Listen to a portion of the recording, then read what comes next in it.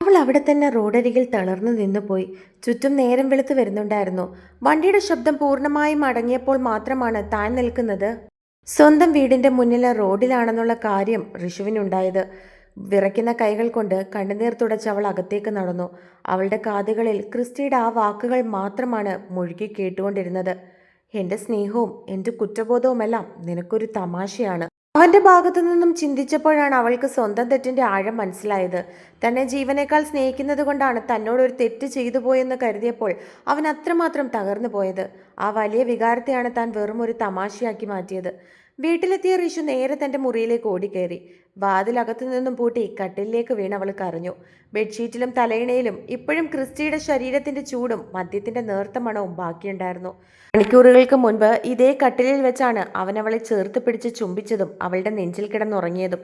ആ പ്രണയത്തിന്റെ നിമിഷത്തിന്റെയും സന്തോഷം മാറുന്നതിന് മുൻപേ തന്നെ എല്ലാം താൻ തല്ലിക്കെടുത്തിയെന്ന് ഓർക്കും തോറും ഋഷുവിനെ നെഞ്ചു പൊട്ടുകയായിരുന്നു. അവൾ ഫോണെടുത്ത് ക്രിസ്റ്റിയുടെ നമ്പറിലേക്ക് വീണ്ടും വീണ്ടും വിളിച്ചുകൊണ്ടിരുന്നു. പക്ഷെ ഫോൺ റിങ് ചെയ്യുന്നുണ്ടെങ്കിലും ക്രിസ്റ്റി അത് എടുക്കാൻ കൂട്ടാക്കിയിരുന്നില്ല. അവൾ ഫോണിലേക്ക് മെസ്സേജുകൾ അയക്കാൻ തുടങ്ങി. ഇച്ചായ പ്ലീസ് എന്നോട് ക്ഷമിക്ക്, ഞാൻ ചെയ്തത് വലിയ തെറ്റാ. എനിക്ക് ഇച്ചാനെ അത്രയ്ക്ക് ഇഷ്ടമായതുകൊണ്ട് ഒരു തമാശ ചെയ്തതാ. ഇനി ഞാൻ ഇങ്ങനെ ചെയ്യില്ല. ഒന്ന് ഫോൺ എടുക്കിച്ചായ പ്ലീസ്.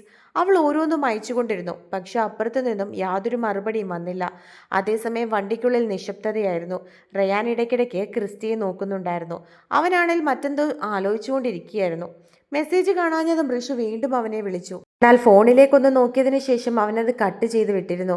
റയാനാണെങ്കിൽ ഇതൊക്കെ ശ്രദ്ധിക്കുകയും ചെയ്യുന്നുണ്ടായിരുന്നു. ഋഷു പറഞ്ഞത് കേട്ട് ക്രിസ്റ്റി അത്രയധികം റിയാക്ട് ചെയ്ത് കണ്ടപ്പോൾ റയാൻ ഒന്നും മനസ്സിലായിട്ടുണ്ടായിരുന്നില്ല.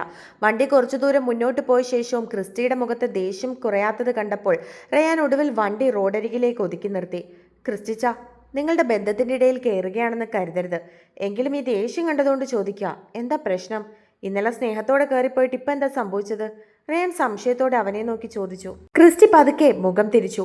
അവന്റെ ചുണ്ടിന്റെ കോണിൽ ഇപ്പോൾ ആ പഴയ കളച്ചിരി പതുക്കെ വിരിഞ്ഞിട്ടുണ്ടായിരുന്നു. അവന്റെ കണ്ണുകളിലെ ദേഷ്യമൊക്കെ മാറി റയാനെ നോക്കി അവൻ കണ്ണു ചിമ്മി. അത് കണ്ടതും റയാൻ അന്തം വിട്ടുപോയി. എന്താ ഇവിടെ ഉണ്ടായേ? ആരാ അവിടെ പടക്കം പൊട്ടിച്ചത് എന്നുള്ള അവസ്ഥയിലായിരുന്നു അവൻ. ക്രിസ്റ്റിച്ചാൻ എന്താ ഭ്രാന്താണോ? എനിക്കൊന്നും മനസ്സിലാവുന്നില്ല, റയാൻ അവനെ നോക്കി ദയനീയമായി പറഞ്ഞു. ക്രിസ്റ്റി രാവിലെ നടന്ന സംഭവങ്ങൾ മുഴുവൻ അവനെ പറഞ്ഞ് കേൾപ്പിച്ചു. അവൾ എന്നെ കളിപ്പിച്ചതാ. ഇന്നലെ രാത്രി ബോധമില്ലാത്ത സമയത്ത് ഞാൻ എന്തൊക്കെയോ കാണിച്ചു കൂട്ടിയെന്ന് പറഞ്ഞ് അവൾ എന്നെ ഒന്ന് പേടിപ്പിച്ചു. എനിക്ക് ആദ്യം ശരിക്കും നല്ല ദേഷ്യം വന്നു, അത് സത്യ. കാരണം അവൾ അതൊരു കള്ളക്കരച്ചിലോടെയാ പറഞ്ഞത്. എൻ്റെ സ്വന്തം ക്യാരക്ടറിനെ ചോദ്യം ചെയ്തപ്പോൾ ആർക്കായാലും ചോര തിളയ്ക്കും. മാത്രമല്ല ചാർലിയുടെ കാര്യം അങ്ങനെ നിൽക്കുന്നത് കൊണ്ട് തന്നെ എനിക്കും അബദ്ധം പറ്റിപ്പോയോ എന്ന് ഞാനും സംശയിച്ചിരുന്നു. ക്രിസ്റ്റി അവനെ നോക്കി പറഞ്ഞു. അപ്പോൾ അവൾ പറ്റിച്ചതുപോലെ തിരിച്ചവളെ പറ്റിക്കാനും തീരുമാനിച്ചു അല്ലേ? റയാൻ അവൻ്റെ മുഖത്തേക്ക് നോക്കി. തീർച്ചയായിട്ടും. ക്രിസ്റ്റി അവനെ നോക്കി ഒന്ന് ചിരിച്ചുകൊണ്ട് പറഞ്ഞു. ഋഷു, നിനക്ക് മാത്രമല്ല, നിന്റെ ഈ ക്രിസ്റ്റിച്ചായനും കുറച്ചൊക്കെ അഭിനയിക്കാൻ അറിയാം. അവൻ സ്വയം മനസ്സിൽ ചിന്തിച്ചിരുന്നു. അവളെന്നെ കളിപ്പിച്ചതല്ലേ, അപ്പോൾ തിരിച്ച് അവൾക്കും കൊടുക്കണ്ടേ ഒരു പണി? അതുകൊണ്ട് ഞാൻ ശരിക്കും ദേഷ്യപ്പെട്ടതാണെന്ന് വരുത്തി തീർത്തു. അതാ ഇത്രയും സീനാക്കിയത്. കൊള്ളാം. അപ്പോൾ തിരിച്ച് അവൾക്കിട്ടൊരു പണി കൊടുത്തതാണോ? അവൾ അവിടെ നിന്ന് കരയായിരുന്നു. ഞാനും ശരിക്കും പേടിച്ചു പോയി. എനിക്കത് കണ്ടപ്പോൾ സങ്കടമായി. റയാൻ അവനെ നോക്കിക്കൊണ്ട് പറഞ്ഞു. അത് നീ പറഞ്ഞത് ശരിയാ. അവളുടെ മുഖം കണ്ടപ്പോൾ എനിക്ക് മനസ്സിൽ ചെറിയൊരു വിഷമമൊക്കെ തോന്നിയിരുന്നു. അല്ല, ഇപ്പോഴും തോന്നുന്നുമുണ്ട്. പക്ഷെ അവൾക്കിപ്പോൾ ഇങ്ങനൊരു ഡോസ് ആവശ്യമാണ്. ക്രിസ്റ്റി അവനെ നോക്കി പറഞ്ഞു. അവൾക്ക് നല്ല ധൈര്യവാ, എന്തും വിളിച്ചു പറയും. എപ്പോഴും ഇതുപോലെ ഓരോ തമാശ ഒപ്പിച്ച് എൻ്റെ നെഞ്ചെടുപ്പ് കൂട്ടാൻ നടന്നാൽ പറ്റില്ലല്ലോ. അവൾ അതൊരു ചീപ്പ് തമാശയാക്കി മാറ്റിയപ്പോൾ എനിക്ക് തോന്നിയത് ഇനി മേലാൽ അവൾ എന്നെ ഇങ്ങനെ കളിപ്പിക്കാൻ നിൽക്കരുതെന്നാ. അതിന് ഇങ്ങനെ ഒരു ചെറിയ ഡോസ് കൊടുക്കുന്നത് നല്ലതാ. അവളിപ്പോൾ ഇരുന്ന് കുറച്ച് വിഷമിക്കട്ടെ, അപ്പോഴേ അവൾക്ക് എൻ്റെ വില മനസ്സിലാവൂ. ക്രിസ്റ്റി അവനെ നോക്കി പറഞ്ഞു. ക്രിസ്റ്റിച്ചാൻ്റെ ദേഷ്യം കണ്ട് അവൾ നന്നായിട്ട് പേടിച്ചു പോയെന്ന് തോന്നുന്നു. അവന് തോന്നിയ കാര്യം അവൻ ക്രിസ്റ്റിയോട് പറഞ്ഞു. പേടിക്കണം, എന്നാലേ അടുത്ത തവണ ഇങ്ങനത്തെ പ്രാങ്ക് പ്ലാൻ ചെയ്യുമ്പോൾ ഓട്ടോമാറ്റിക്കായിട്ട് അവൾക്ക് ബ്രേക്ക് വീഴും. ഇല്ലെങ്കിൽ അവളെന്നെ ജീവനോടെ തിന്നുകളയും. ക്രിസ്റ്റി തൻ്റെ ഫോണിലേക്ക് നോക്കിക്കൊണ്ട് പറഞ്ഞു. അവൾ ഇത്രയും വിളിക്കുകയും മറ്റും ചെയ്തപ്പോൾ ഒന്ന് എടുത്ത് സംസാരിക്കായിരുന്നു. അവൾക്കത് അതിനേക്കാൾ സങ്കടമായി കാണും. റയാൻ അവളോട് ഒരു പ്രത്യേക സ്നേഹമുള്ളതിനാൽ അവളും വിഷമിക്കുന്നത് കാണുമ്പോൾ അവനും സങ്കടം വരുന്നുണ്ടായിരുന്നു. ഇന്ന് രാത്രി വരെ അവൾ ഫോൺ വിളിക്കട്ടെ, വിഷമിക്കട്ടെ. ഒരു ദിവസം മുഴുവൻ അവൾ ഈ ടെൻഷനിലിരിക്കണം. രാത്രി ഞാൻ തന്നെ വിളിച്ച് മാറ്റിക്കോളാം. അതുവരെ കടുവ ദേഷ്യത്തിൽ തന്നെയാണെന്ന് അവൾ വിചാരിച്ചോട്ടെ. ക്രിസ്റ്റി ഒരു കള്ളച്ചിരിയോടെ പുറത്തേക്ക് നോക്കിയിരുന്നു. റയാൻ അവന്റെ കള്ളത്തരം കണ്ട് ചിരിച്ചുകൊണ്ട് വണ്ടി വീണ്ടും മുന്നോട്ടെടുത്തു. ഹോസ്പിറ്റലിൽ ഇതുപോലെ മിസ്ബ ആദത്തിന്റെ മുറിയിലേക്ക് വന്നിരുന്നു. അവനെ കണ്ട അവളും അവളെ കണ്ട അവനും ഒന്ന് പുഞ്ചിരിച്ചു. ഇന്നെന്താ വൈകിയത്? അവൾ ഇന്ന് വൈകിയത് കണ്ട് ആദം സംശയത്തോടെ അവളോട് ചോദിച്ചു. പുതിയൊരു പേഷ്യൻറ്റും കൂടി വന്നു, അതുകൊണ്ട് അങ്ങോട്ടേക്ക് പോകേണ്ടി വന്നു. മരുന്നെടുക്കുന്നതിനിടയിൽ അവൾ അവനെ നോക്കി പുഞ്ചിരിച്ചുകൊണ്ട് പറഞ്ഞു, ഇവിടെ ഒരാൾ തന്നെപ്പറ്റി അന്വേഷിക്കാൻ തുടങ്ങിയിട്ട് കുറേ നേരമായി. അവൻ്റെ മമ്മി ഒന്ന് പാളി നോക്കിക്കൊണ്ട് അത് അവളോട് പറഞ്ഞു. അത് കേട്ടതും അവളും പുഞ്ചിരിച്ചുകൊണ്ട് അവൻ്റെ മമ്മിയുടെ മുഖത്തേക്ക് നോക്കി. ചുമ്മാതേ മോളെ, എന്നും നീ വരുന്ന സമയത്ത് നിന്നെ കാണാത്തതുകൊണ്ട് ഞാൻ ഇവനോട് ചോദിച്ചതാ. അവരും ചെറിയ പുഞ്ചിരിയോടെ അവൾക്ക് മറുപടി നൽകി. ഇപ്പോൾ ഡോക്ടർ വന്നിട്ടുണ്ടായിരുന്നു, വൈകിട്ടോടെ ഡിസ്ചാർജ് ചെയ്യാമെന്ന് പറഞ്ഞു. ഇനി ഇവിടെ തുടരേണ്ട കാര്യമില്ല, കംപ്ലീറ്റ് ബെഡ് റെസ്റ്റ് ആണ് പറഞ്ഞിരിക്കുന്നത്. വീട്ടിൽ പോയി കിടന്നോളാൻ പറഞ്ഞിട്ടുണ്ട്. അവൻ ചെറുതായി പുഞ്ചിരിച്ചുകൊണ്ട് അവളോട് പറഞ്ഞു. വൈകിട്ടോ? മിസ്ബയുടെ ചുണ്ടുകൾ അറിയാതെ പറഞ്ഞു പോയി. 2 ദിവസം കൂടി അവർ ഹോസ്പിറ്റലിൽ കാണുമെന്നായിരുന്നു അവൾ കരുതിയിരുന്നത്. എന്നാൽ അവരെ രണ്ടുപേരെയും പെട്ടെന്ന് പോകുവാണെന്ന് പറഞ്ഞപ്പോൾ അവൾക്ക് ആകെ സങ്കടം തോന്നി. മിസ്ബ മോളെ, ഇങ്ങോട്ട് വാ. മമ്മി അവളുടെ കയ്യിൽ പിടിച്ചു. അവൾ സംശയത്തോടെ അവരുടെ മുഖത്തേക്ക് നോക്കി. അപ്പം മിസ്ബ മോളെ, വീട്ടിൽ ആരൊക്കെയുണ്ട്? മമ്മി വളരെ സ്വാഭാവികമായി അവളുടെ കുടുംബത്തെക്കുറിച്ച് ചോദിച്ചു. ആ ചോദ്യം കേട്ടതും മിസ്ബയുടെ ഉള്ളിലൊരു മിന്നൽ പാഞ്ഞുപോയി. അവളുടെ മുഖം പെട്ടെന്ന് വിളറി വെളുത്തു. അവൾ എന്തു പറയണമെന്നറിയാതെ നിന്ന് പരിങ്ങി. എന്താ മോളെ, എന്തെങ്കിലും കുഴപ്പമുണ്ടോ? മമ്മി അവളുടെ തോളിൽ പതുക്കെ ഒന്ന് തൊട്ടുകൊണ്ട് ചോദിച്ചു. ഏയ്, ഒന്നുമില്ല ആൻറ്റി. അത് പിന്നെ വീട്ടിൽ ഞാനും മമ്മിയും മാത്രമേ ഉള്ളൂ. പപ്പ ചെറുപ്പത്തിലേ മരിച്ചുപോയി. മിസ്ബ എങ്ങനെയൊക്കെയോ വാക്കുകൾ ഒപ്പിയെടുത്ത് ഒരു കള്ളം പറഞ്ഞൊപ്പിച്ചു. പക്ഷെ അവളുടെ ആ കണ്ണുകളിലെ ഭയം പൂർണ്ണമായി മറയ്ക്കാൻ അവൾക്ക് കഴിഞ്ഞിരുന്നില്ല. ശരി, എല്ലാം കഴിഞ്ഞതും അവരെ രണ്ടുപേരെയും നോക്കി അവൾ പറഞ്ഞു. ശേഷം അവിടെ നിന്നും ഇറങ്ങി. പക്ഷെ ആ മുറിയുടെ വാതിൽ കടന്ന് പുറത്തേക്ക് ഇറങ്ങിയ നിമിഷം മിസ്ബയുടെ ഉള്ളിൽ വല്ലാത്തൊരു ശൂന്യത അനുഭവപ്പെടാൻ തുടങ്ങി. കഴിഞ്ഞ കുറച്ച് ദിവസങ്ങളായി ആ മുറിയിലേക്ക് വരുമ്പോൾ അവൾക്ക് വല്ലാത്തൊരു പോസിറ്റീവ് എനർജി ആയിരുന്നു. ഉള്ളിലെ ഭയവും സങ്കടങ്ങളും എല്ലാം മറന്ന് അവൾക്ക് സമാധാനത്തോടെ ശ്വാസം വിടാൻ കഴിഞ്ഞിരുന്നത് അവൾ ഓർത്തു. തലേ ദിവസത്തെ പ്രണയ നിമിഷങ്ങളുടെയും പരസ്പരം ഒന്നായതിൻ്റെയും മനോഹരമായ ഓർമ്മകളിൽ ഷീതുവും ചാർലിയും വല്ലാത്തൊരു സന്തോഷത്തിലായിരുന്നു. ഷീതു കിച്ചണിൽ നിന്ന് ചായയുമായി ലിവിംഗ് റൂമിലേക്ക് വരുമ്പോൾ ചാർലി അവിടെ തന്നെ ഇരിപ്പുണ്ടായിരുന്നു. അവളെ കണ്ടതും ചാർലി അവളെ അടിമുടി ഒന്ന് ഒഴിഞ്ഞു നോക്കി. അവൻ അങ്ങനെ നോക്കുന്നത് കണ്ടതും അവൾക്ക് വല്ലാത്തൊരു നാണവും പരവേശവും ഒക്കെ തോന്നാൻ തുടങ്ങിയിരുന്നു. ചായയുമായി അവൻ്റെ അടുത്തേക്ക് എത്തി അതവനെ നേരെ നീട്ടിയിട്ടും അവളുടെ കയ്യിൽ നിന്നും ചായ വാങ്ങാതെ അവളുടെ മുഖത്തേക്ക് തന്നെ നോക്കിക്കൊണ്ടിരിക്കുകയായിരുന്നു ചാർലി. അവർ കണ്ണുകൾ കൊണ്ട് പ്രണയം കൈമാറുന്നതിനിടയിലാണ് മുറ്റത്ത് ഒരു വണ്ടി വന്ന് നിൽക്കുന്ന ശബ്ദം കേട്ടത്. ഈ വെളുപ്പിന് ആരാണ് വന്നതെന്നുള്ള അർത്ഥത്തോടെ ചാർലിയും അവളും ജനലിൽ കൂടി പുറത്തേക്ക് നോക്കിയതും അതവരുടെ വണ്ടി തന്നെയായിരുന്നു. അതിൽ നിന്നും ഇറങ്ങിയ ക്രിസ്റ്റിയും റയാനും അകത്തേക്ക് കയറി വന്നു. അകത്തേക്ക് കയറി വന്ന ക്രിസ്റ്റിയുടെയും റയാന്റെ ആ മുഖഭാവം കണ്ടപ്പോൾ ഇവർ രണ്ടുപേരും ഇത്ര രാവിലെ എവിടെ പോയതാണെന്നുള്ള സംശയമായിരുന്നു ചാർലിക്കും ഷീതുവിനും. ക്രിസ്റ്റി കണ്ണു തിരുമ്മി തലയും ചൊറിഞ്ഞ് വല്ലാത്തൊരു ചമ്മിയ ചിരിയോടെയാണ് നിൽക്കുന്നത്. അത് കണ്ടതും എന്തോ വശപ്പിശക് പോലെ തോന്നി ചാർലിക്ക്. എന്താടാ രണ്ടുപേരും കൂടി ഈ വെളുപ്പാൻ കാലത്ത്? വണ്ടിയിലൊക്കെയാണല്ലോ വന്നിറങ്ങുന്നത്. എവിടെ പോയതാ ഇത്ര രാവിലെ? ചാർലി കയ്യിലുണ്ടായിരുന്ന ചായ ഗ്ലാസ് മേശപ്പുറത്തേക്ക് വെച്ചുകൊണ്ട് സംശയത്തോട് ചോദിച്ചു. പെട്ടെന്ന് എന്തോ പറയാനായി റയാൻ വായ തുറന്നപ്പോഴേക്കും ക്രിസ്റ്റി അവനെ തള്ളി മാറ്റി മുൻപോട്ട് കയറി നിന്നു. അത് അത് പിന്നെ ചാർലി, ഞങ്ങൾ രാവിലെ ഒന്ന് ചായ കുടിക്കാൻ പോയതാ. ചായ കുടിക്കാനോ? ഷീതു ഒന്ന് ചിരിച്ചുകൊണ്ട് ചോദിച്ചു. ഇത്ര രാവിലെ വീട്ടിൽ നിന്ന് ചായ കുടിക്കാതെ പുറത്തു പോയി ചായ കുടിക്കാൻ മാത്രം ഇവിടെ ആരും ചായ ഉണ്ടാക്കി തന്നില്ലേടാ? ചാർലി തിരികെ അവന്മാരെ നോക്കി ചോദിച്ചു. അപ്പോഴാണ് മെൽവിനും ഉറക്കം എഴുന്നേറ്റ് താഴേക്ക് വന്നത്. മെൽവിൻ വരുന്നത് കണ്ട് ഷീതു അവനെ നോക്കി ഒന്ന് പുഞ്ചിരിച്ചതിന് ശേഷം അവന് വേണ്ടിയിട്ടുള്ള ചായ എടുക്കാൻ അടുക്കളയിലേക്ക് നടന്നു. എന്താടാ രാവിലെ ഇവിടെ ഒരു സംഭാഷണമൊക്കെ? മെൽവിൻ സംശയത്തോടെ അവരെ നോക്കി ചോദിച്ചു. അല്ല, ഇവന്മാര് രാവിലെ ഇവിടെ ഇല്ലായിരുന്നോ എന്ന് ഞാൻ ചോദിക്കാറ്. ജോഗിങ്ങിന് പോയതല്ലെന്ന് മനസ്സിലായി. കാരണം രണ്ടും കൂടി കാറിലാണ് വന്നിറങ്ങിയത്. ചോദിച്ചപ്പോൾ പറയാ ചായ കുടിക്കാൻ വേണ്ടി വെളുപ്പിനെ പോയതാണെന്ന്. ചാർലി ചിരിച്ചുകൊണ്ട് അവനെ നോക്കി പറഞ്ഞു. അതിലെന്തോ ഒരു വശപ്പശക്കുണ്ടല്ലോ. പോലീസ് ബുദ്ധി വെച്ച് മെൽവിൻ അവരെ രണ്ടുപേരെയും അടിമുടി നോക്കിക്കൊണ്ട് ചോദിച്ചു. ഒരു വണ്ടിയിൽ 2 പ്രതികൾ വെളുപ്പം കാലത്ത് സംശയാസ്പദമായ സാഹചര്യത്തിൽ തറവാട്ടിലേക്ക് വന്നിറങ്ങുന്നു. മുഖത്ത് കള്ളലക്ഷണം, കണ്ണുകളിൽ ഉറക്കമില്ലായ്മ. എന്താടാ ഇവിടെ നടക്കുന്നേ? മെൽവിൻ അവരെ രണ്ടുപേരെയും നോക്കി ചോദിച്ചു. മെൽവിൻ്റെ ആ ചോദ്യം കേട്ടതും ക്രിസ്റ്റി റയാനെ ഒന്ന് കുത്തി. എന്നിട്ട് മെൽവിനെ നോക്കി അണ്ണാക്കിലെ പല്ലെല്ലാം കാണിച്ചുകൊണ്ട് ഇളിച്ചു കാണിച്ചു. അല്ല, അത് പിന്നെ മെൽവിനളിയാ, പുറത്തെ ചായക്ക് ഒരു പ്രത്യേകതയാണല്ലോ. ക്രിസ്റ്റി അവനെ നോക്കി ഇളിച്ചു കാണിച്ചു. എടാ മോനെ ക്രിസ്റ്റി, ഈ നിൽക്കുന്ന എന്നോട് നിന്റെ ഈ കളിയൊന്നും നടക്കില്ല. ഏത് കടയിലെ ചായക്കാ ഇത്രയും വലിയ വീര്യം?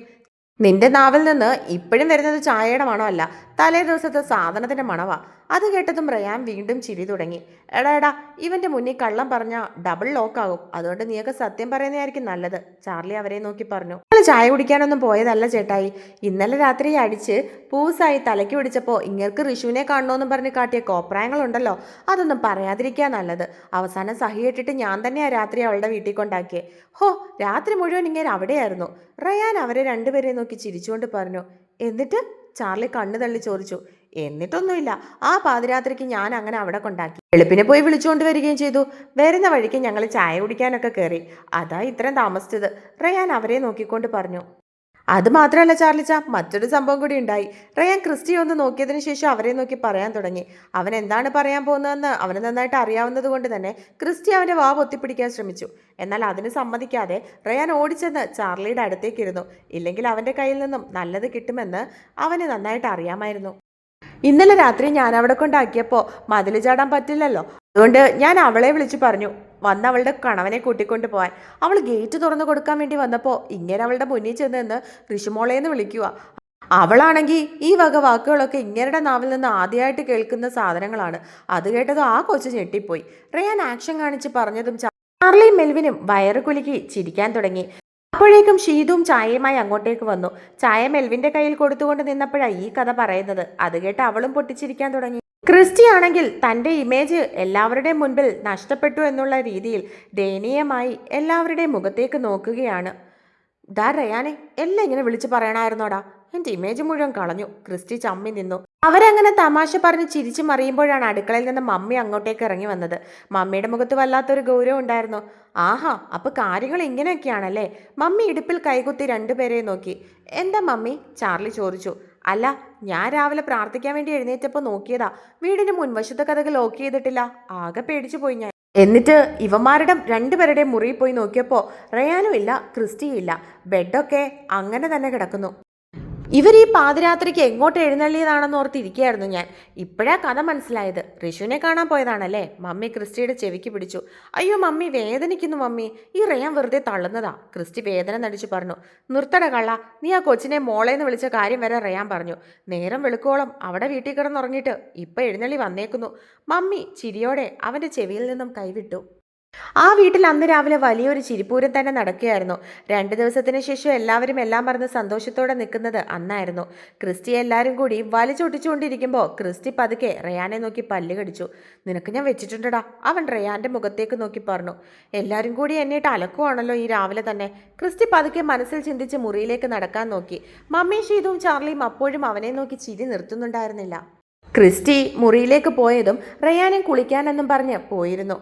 എടാ, എനിക്കൊന്ന് പുറത്തേക്ക് വരെ പോകണം, ഞാനും റെഡിയായിട്ട് പോയിട്ട് വരാം, മെൽവിൻ ചാർലിയെ നോക്കി പറഞ്ഞതും അവൻ തലയാട്ടി. അങ്ങനെ മെൽവിനും തൻ്റെ മുറിയിലേക്ക് പോയിരുന്നു. പെട്ടെന്നാണ് പുറത്ത് മറ്റൊരു കാറും കൂടി വന്ന് നിൽക്കുന്ന സൗണ്ട് കേട്ടത്. അത് കേട്ടതും ഇത്ര രാവിലെ ആരാണെന്നുള്ള അർത്ഥത്തോടെ ഷീതു ചെന്ന് നോക്കി. കാറിലിരുന്ന ദേവനെ കണ്ട് അവൾ സന്തോഷത്തോടെ ഓടിച്ചെന്നു. അച്ഛാ! ഓടിച്ചെന്ന് അയാളെ കെട്ടിപ്പിടിച്ചുകൊണ്ട് അവൾ വിളിച്ചു. ദേവനും വല്ലാത്തൊരു വാത്സല്യത്തോടെ തൻ്റെ മകളെ നെഞ്ചോട് ചേർത്ത് പിടിച്ചു. അവളുടെ തലയിൽ തലോടുമ്പോൾ ആ പിതാവിന്റെ കണ്ണുകളിലും സന്തോഷം നിറഞ്ഞിരുന്നു. ഷീതുവിന്റെ സങ്കടങ്ങളും എല്ലാം മാറി അവൾ പഴയതുപോലെ സന്തോഷവതിയാണെന്ന് കണ്ടപ്പോൾ ദേവന്റെ മനസ്സ് നിറഞ്ഞു. ദേവനാണ് പുറത്തു വന്നതെന്ന് മനസ്സിലായ ചാർലിയും അങ്ങോട്ടേക്ക് ചെന്നു. മകൾ എപ്പോഴാണ് ഇറങ്ങിയത്? ഇത്ര രാവിലെ വരുമെന്ന് പറഞ്ഞതേയില്ലല്ലോ. ചാർലി ബഹുമാനത്തോടെയും സ്നേഹത്തോടെയും ദേവന്റെ അരികിലേക്ക് ചെന്ന് ചോദിച്ചു. ഇന്നലെ രാത്രി തന്നെ അവിടെ നിന്ന് തിരിക്കണമെന്ന് കരുതിയതാ, പക്ഷെ ലേറ്റായി. ഞങ്ങൾ കുറച്ചും കൂടി നേരത്തെ വന്നേനെ. അയാൾ ഞങ്ങളെന്ന് സംബോധന ചെയ്ത് പറഞ്ഞപ്പോഴാണ് ഷീതുവും ചാർലിയും കാറിലേക്ക് നോക്കിയത്. കാറിന്റെ ഉള്ളിൽ ഗോവിന്ദനും വാസുദേവനും ഇരിപ്പുണ്ടായിരുന്നു. ചെറിയച്ഛൻ. അവരെ രണ്ടുപേരെയും കണ്ടതും അവൾ ചുണ്ടുകൾ അനക്കി പറഞ്ഞു. ഞാൻ ഇങ്ങോട്ടേക്ക് വരുന്നുണ്ടെന്ന് പറഞ്ഞപ്പോൾ ഇവർക്കും മോളെ കാണണമെന്ന് പറഞ്ഞു. ദേവൻ അവളെ നോക്കി പറഞ്ഞതും അവളൊന്ന് പുഞ്ചിരിച്ചു. എന്നാൽ അവർ വന്നത് ഒട്ടും ഇഷ്ടപ്പെടാഞ്ഞത് ചാർലിക്കായിരുന്നു. തൻ്റെ പെണ്ണിനെ ഉപദ്രവിക്കാൻ നോക്കിയ അവരെ തൻ്റെ കൺവെട്ടത്ത് പോലും കാണരുതെന്നായിരുന്നു അവൻ ആഗ്രഹിച്ചിരുന്നത്. എന്നാൽ ക്ഷമിക്കാൻ മാത്രം അറിയാവുന്ന ആ അച്ഛനും മകൾക്കും അവരോട് വിരോധമൊന്നും ഉണ്ടായിരുന്നില്ല. കാറിന്റെ ഡോർ തുറന്ന് ഗോവിന്ദനും വാസുദേവനും പുറത്തേക്ക് ഇറങ്ങിയപ്പോൾ ചാർലിയുടെ ഉള്ളിൽ ദേഷ്യം ഇരച്ചു കയറി. തന്റെ ഷീതുവിനെ എത്രയധികം വേദനിപ്പിച്ചവർ, അവളെ ആ വീട്ടിൽ നിന്നും ഇറക്കി വിടാൻ വരെ കൂട്ടുനിന്നവർ, അവരിപ്പോൾ യാതൊരു കൂസലും ഇല്ലാതെ മുറ്റത്ത് വന്ന് നിൽക്കുന്നു. ചാർലിയുടെ കൈപ്പത്തികൾ ദേഷ്യം കൊണ്ട് മുറുകി, താടിയെല്ലുകൾ വലിഞ്ഞു മുറുകി. അവരെ ഇവിടുന്ന് പിടിച്ചിറക്കി വിടാനാണ് അവൻ അപ്പോൾ തോന്നിയത്. എന്നാൽ ഒപ്പം നിൽക്കുന്ന ഷീതുവിന്റെ മുഖത്തേക്ക് നോക്കിയപ്പോൾ അവൻ സ്വയം നിയന്ത്രിച്ചു.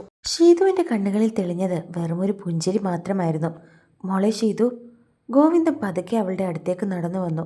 അയാളുടെ മുഖത്ത് പഴയ അഹങ്കാരത്തിൻ്റെ ഒരു അംശം പോലും ഉണ്ടായിരുന്നില്ല. പകരം വലിയൊരു കുറ്റബോധം മാത്രമായിരുന്നു നിഴലിച്ചിരുന്നത്. നിന്നോട് ചെയ്ത തെറ്റുകൾക്ക് ചെറിയച്ഛനോട് ക്ഷമിക്കണം മോളെ. നിന്നെ ഉപദ്രവിക്കാൻ നോക്കിയ ചെറിയച്ഛന് അർഹിച്ച ശിക്ഷ കാലം തരുമെന്ന് എനിക്കറിയാം. ഇപ്പം മനസ്സ് നിറഞ്ഞ് നീ ഒന്ന് ക്ഷമിച്ചാൽ മതി ഞങ്ങളോട്. ഒരുപക്ഷെ ഞങ്ങൾ ചെയ്ത പാപം അതിലൂടെ ഇല്ലാതായി പോകുമെങ്കിൽ. അയാൾ വിഷമത്തോടെ അവളുടെ കയ്യിൽ പിടിച്ചു പറഞ്ഞു. ചാർലി ആണെങ്കിൽ ഒന്നും തന്നെ മിണ്ടാതെ നോക്കിക്കൊണ്ട് നിൽക്കുമായിരുന്നു. വാസുദേവനും കൈകൾ കൂപ്പി കണ്ണുകൾ നിറഞ്ഞു നിൽക്കുകയാണ്. അവൾ ഗോവിന്ദൻ്റെ കയ്യിൽ തിരികെ പിടിച്ചു. ചെറിയച്ച, എനിക്ക് നിങ്ങളോട് യാതൊരു ദേഷ്യവും. കഴിഞ്ഞതൊക്കെ കഴിഞ്ഞു. നിങ്ങൾ വന്നതിൽ എനിക്ക് ഒത്തിരി സന്തോഷമേ ഉള്ളൂ. എനിക്ക് അച്ഛനെപ്പോലെയാണ് നിങ്ങൾ രണ്ടുപേരും. അവളുടെ കണ്ണുകൾ നിറഞ്ഞു. അവളുടെ ആ വലിയ മനസ്സ് കണ്ടപ്പോൾ ചാർലിയുടെ മനസ്സിലെ കലിപ്പ് പതുക്കെ ഒന്ന് കുറഞ്ഞു. എങ്കിലും അവൻ അവരോട് സംസാരിക്കാൻ നിൽക്കാതെ പതുക്കെ മാറി നിന്നു. ഷീതു അവരെ സ്നേഹത്തോടെ അകത്തേക്ക് ക്ഷണിച്ചു. അവർ രണ്ടുപേരും പതുക്കെ ഹാളിലേക്ക് കയറി വരുമ്പോൾ മമ്മിയുടെ മുഖത്ത് ആദ്യം ഒരു ചെറിയ ഇഷ്ടക്കേടൊക്കെ ഉണ്ടായിരുന്നു. എന്നാൽ അകത്തേക്ക് വന്ന പാടെ ഗോവിന്ദനും വാസുദേവനും മമ്മിയുടെ മുന്നിൽ കൈകൾ കൂപ്പി നിന്നു. ഞങ്ങളോട് ക്ഷമിക്കണം ചേച്ചി, അറിവില്ലായ്മ കൊണ്ട് ചെയ്തു പോയ തെറ്റുകളാ. ഇപ്പോൾ ഞങ്ങൾക്ക് ഞങ്ങളുടെ തെറ്റുകൾ പൂർണ്ണമായിട്ടും മനസ്സിലായി. അവർ പറഞ്ഞത് അവർ ആത്മാർത്ഥമായി ക്ഷമ ചോദിക്കുന്നത് കണ്ടപ്പോൾ മമ്മിയുടെ മനസ്സ് മലിഞ്ഞിരുന്നു. മോളെ പോലെ കാണേണ്ട കുട്ടിയല്ലായിരുന്നോ അവളെ ഉപദ്രവിക്കാൻ ശ്രമിച്ചു എന്നറിഞ്ഞപ്പോൾ അത് സ്വന്തം അച്ഛൻ്റെ സ്ഥാനത്ത് കാണേണ്ടവർ. അത് പറയുമ്പോൾ അവരുടെ കണ്ണുകൾ നിറഞ്ഞു. ദേവൻ അവരെ തന്നെ നോക്കുകയായിരുന്നു. തൻ്റെ മകളെ സ്വന്തം മകളെപ്പോലെ കാണുന്ന ഒരമ്മയുടെ കണ്ണുനീരാണ് അതെന്ന് അയാൾക്ക് അവരിൽ നിന്നും മനസ്സിലായി. ഞാൻ ചായ എടുക്കാം, അതും പറഞ്ഞ് അവർ അടുക്കളയിലേക്ക് നടന്നു. എല്ലാവരും ചായ കുടിച്ച് സംസാരിക്കുമ്പോഴേക്കും ചാർലി മാത്രം അവിടെ ഒരിടത്ത് ഒന്നും മിണ്ടാതെ മാറി നിൽക്കുകയായിരുന്നു. അവൻ്റെ മുഖത്ത് ആ ഗൗരവം ഒട്ടും കുറഞ്ഞിട്ടുണ്ടായിരുന്നില്ല. ചാർലി ഇങ്ങനെ മിണ്ടാതെയും ഒതുങ്ങിയൊക്കെ നിൽക്കുന്നത് കണ്ടപ്പോൾ ചെറിയച്ചന്മാർക്ക് വല്ലാത്തൊരു വിഷമം തോന്നി. ഗോവിന്ദൻ പതുക്കെ ചാർലിയുടെ അരികത്തേക്ക് ചെന്നു. ചാർലി, മോന് ഞങ്ങളോട് ഇപ്പോഴും കടുത്ത ദേഷ്യമാണോ? ഞങ്ങളെ നീ ഇനിയും വെറുക്കരുത്. അയാൾ വല്ലാത്തൊരു കുറ്റബോധത്തോടെ അവനോട് ചോദിച്ചു. അതിന് ചാർലി മറുപടി ഒന്നും തന്നെ മിണ്ടിയില്ല. അവൻ അവരെ നോക്കി പതുക്കെ ഒന്ന് പുഞ്ചിരിക്കാൻ മാത്രം ചെയ്തു. ആ പുഞ്ചിരിയിൽ ദേഷ്യമുണ്ടായിരുന്നില്ലെങ്കിലും പഴയ കാര്യങ്ങൾ അത്ര പെട്ടെന്ന് മറക്കാൻ അവന് കഴിയുമായിരുന്നില്ല. അപ്പോഴേക്കും കുളിക്കാൻ പോയവരും റെഡിയാകാൻ പോയവരും ഒക്കെ താഴേക്ക് ഇറങ്ങി വന്നിരുന്നു. അവർക്കെല്ലാവർക്കും അവരെ രണ്ടുപേരെയും കണ്ടപ്പോൾ ദേഷ്യം തോന്നിയെങ്കിലും പിന്നീട് അവരുടെ ഏറ്റുപറച്ചിലിലും അവരുടെ ക്ഷമ ചോദിക്കലിലും എല്ലാവരും അത് മറന്നുപോയിരുന്നു. ചായ കുടിയൊക്കെ കഴിഞ്ഞതിന് ശേഷം ദേവനെ അവിടെ ആക്കിക്കൊണ്ട് അവർ രണ്ടുപേരും തിരികെ നാട്ടിലേക്ക് മടങ്ങാനൊരുങ്ങി. ചെറിയച്ച, ഇത്ര തിടുക്കപ്പെട്ട് പോണോ? ഒരു 2 ദിവസം ഇവിടെ നിന്നിട്ട് പോയാൽ പോരെ? ഷീതു ഒത്തിരി നിർബന്ധിച്ചെങ്കിലും അവരത് കേൾക്കാൻ കൂട്ടാക്കിയില്ല. വേണ്ട മോളെ, ചേട്ടൻ ഇവിടെ ഉണ്ടാവുമല്ലോ, ഞങ്ങൾ ഇടയ്ക്കൊക്കെ വരാം. ഗോവിന്ദൻ അവളെ ചേർത്ത് പിടിച്ചുകൊണ്ട് പറഞ്ഞതും അവൾക്കും സന്തോഷമായി. മോൾ ഒന്നുകൂടി ഞങ്ങളോട് ക്ഷമിക്കണം. ഇനി എപ്പോഴായാലും ചാർലിയും കൂട്ടി തറവാട്ടിലേക്ക് വരണം. ഇവിടെ മുത്തശ്ശിയും ബാക്കിയുള്ളവരൊക്കെ നിങ്ങളെ കാത്ത് നിൽക്കുകയാ. എല്ലാവർക്കും നിന്നെ കാണാൻ ഒത്തിരി ആഗ്രഹമുണ്ട്. അതുകൊണ്ട് ഉറപ്പായും വരണം. വാസുദേവൻ അവളെ ചേർത്ത് പിടിച്ചുകൊണ്ട് പറഞ്ഞതും അവൾ പുഞ്ചിരിയോടെ അയാളെ നോക്കി തലയാട്ടിയിരുന്നു. ഒന്നുകൂടി അവരോടെല്ലാവരോടും യാത്ര പറഞ്ഞതിന് ശേഷം അവർ രണ്ടുപേരും തിരികെ മടങ്ങിപ്പോയി. എന്തുകൊണ്ടും സന്തോഷത്തിൻ്റെ ഒരു ദിവസമായിരുന്നു പുലിക്കളത്തിൽ.